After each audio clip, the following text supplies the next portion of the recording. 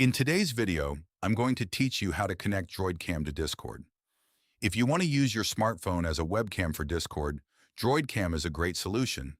It allows your phone's camera to function as a webcam for your computer, making it a useful option if you don't have a dedicated webcam or if you simply want better video quality. In this tutorial, I'll walk you through the process of connecting DroidCam to Discord so you can start using your phone's camera during voice and video calls. To get started, open the DroidCam application on your computer.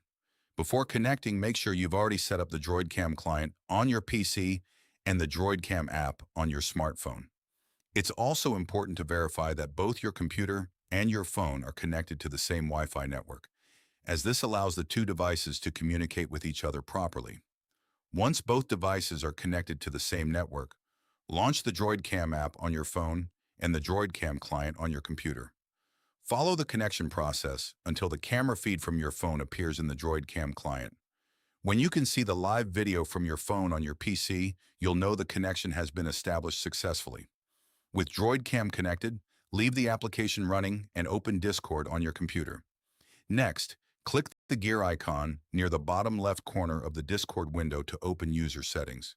This is where you'll configure the audio and video devices that Discord uses during calls.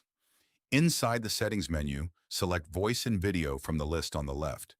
In the microphone section, you can choose DroidCam as your input device if your version of DroidCam provides a virtual microphone and you want to use your phone's microphone instead of your computer's.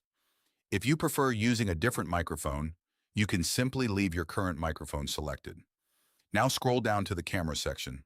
Open the camera drop-down menu and select DroidCam from the list of available video devices. After selecting it, the preview window should display the live camera feed from your smartphone, confirming that Discord is receiving the video correctly.